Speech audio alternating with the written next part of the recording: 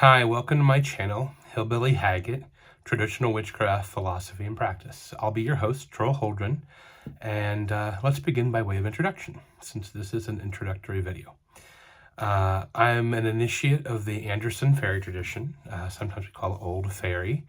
I've been working in the fairy tradition for 25 years, and I've been an initiate for 18 of those years. I'm an animist at heart and a philosopher, very interested in cosmology and eschatology and epistemology. I was trained as a queer theorist in my undergrad from The Ohio State University, and I take a lot of that into the way I walk through the world. I'm queer and non-binary. My pronouns are they, them, theirs. I live on a queer farm commune in ancestral Seneca territory, north central West Virginia. And yeah, welcome to my channel. I have some rhetorical goals for this channel. I really am going to sort of divide this up into like 3 kinds of videos. The first will be rants, which will probably be the most numerous, and they're sort of informal, opinion-based, unscripted, me talking to the camera. Then I'll have some lectures that I'll put up here that will involve like slides and some educational stuff, sort of get my voice out there. And then I'll also, the third kind of video that I'll do are group discussions / interviews. So I'll have some people on this channel that I'll be talking with, or I'll interview some authors that I really like. I have been published. The only formal publication that I have at this time is found in this book, Queer Magic, Power Beyond Boundaries. I have an essay in there.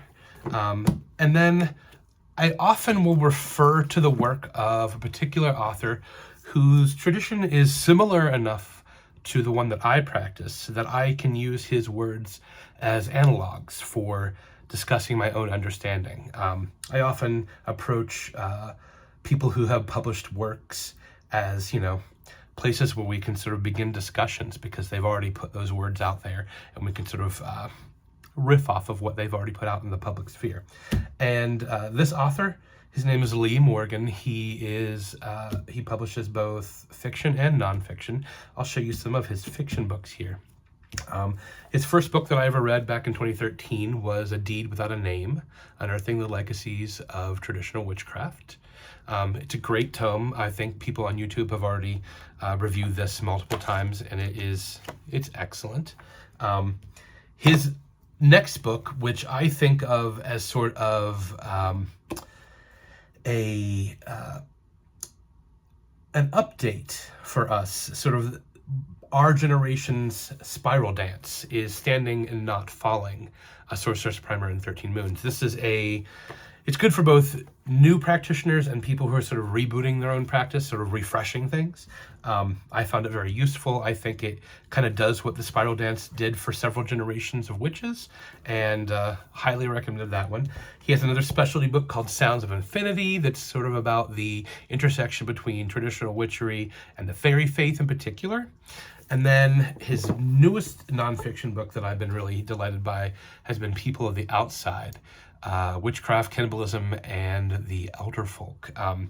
It's sort of a speculative, imaginative nonfiction work that explores sort of the taboos of humanity and how they are part and parcel of what we understand as witchery today.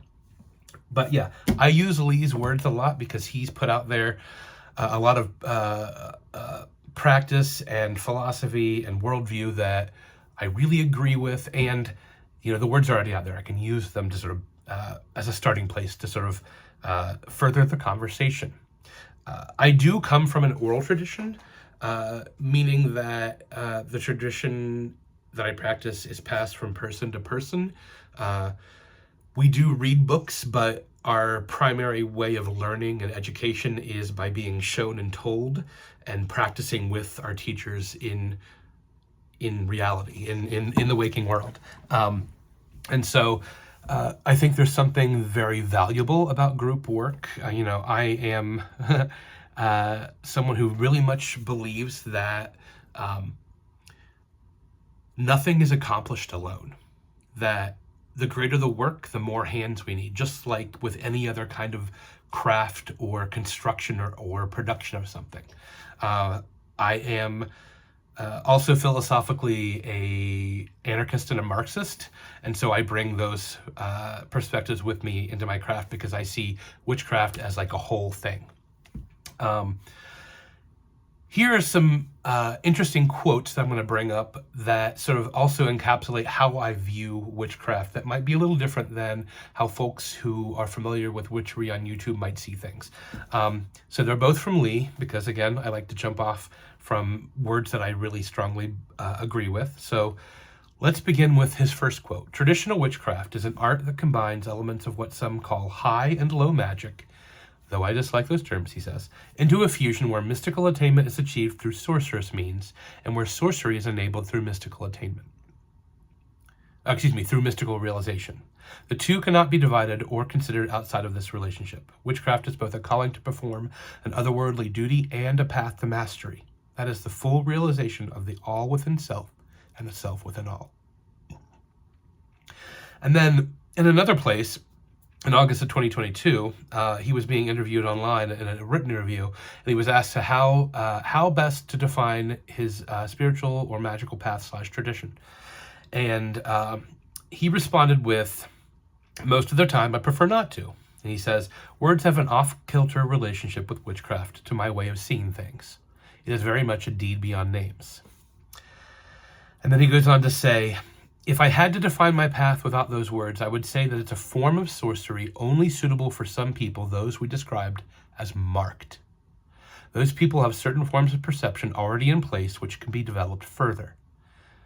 It's a life way that involves stepping outside not just of the hedge for flight, but also out of the standard viewpoints of society. It is other. It is foreign to every culture. In some ways it is monstrous, and from that same place it derives its grace. I very much agree with those words. He's a beautiful way of describing what witchery is, at least in my way of understanding it. My own magister, Gabriel Carrillo, said that a witchcraft that did not directly transgress the mores and morals of conventional society was no witchcraft, that it is antinomian in some ways, that we see, we're on a journey towards wholeness, and wholeness is not something that I believe we find in the overculture. As this channel goes on, I'll sort of introduce some concepts, some technical jargon that has been developed in traditional witchcraft circles to sort of talk about this great goal that a lot of traditional witchery has, that sort of makes it a little bit more, at least within the traditional houses, the initiatory houses, that's where I come from. It makes it a little more, the focus is a particular way. So what I mean by that is that initiatory houses sort of represent a repository. They represent repositories of magical sodalities embodied as spiritual families. They have generations of lore inside of them and technique that have been curated, the development of skill sets, a tradition of discipline. A lot of the goals of being in a tradition is to refine your soul, and they often contain eschatologies or philosophies about where everything is headed, why we're doing these things, the development of our soul towards something. The idea is to practice our craft over a lifetime, and that requires building up skill sets and a kind of inner strength that allows us to do that, so that we don't fall apart and become messes or get burnt out from all these interrelationships with spirits. I often think of traditional witches or witches within the initiatory houses as more like artisans or craftspeople, more than a priesthood. That we have particular skill sets, in some ways many of us are generalists, but also we have very particular specialties based on our own magical natures, and we try to develop those because in the initiatory houses, we have a belief that we keep coming back to this world to be with each other. That initiation confers on you this sort of contaminant that draws you back to the same soul sets over and over again, so that you can develop magical projects over lifetimes. So yeah, there's a lot that I'll be sort of delving into, and I'm really excited to start this channel. And I look forward to you and hearing from you and starting this journey with me. Thank you.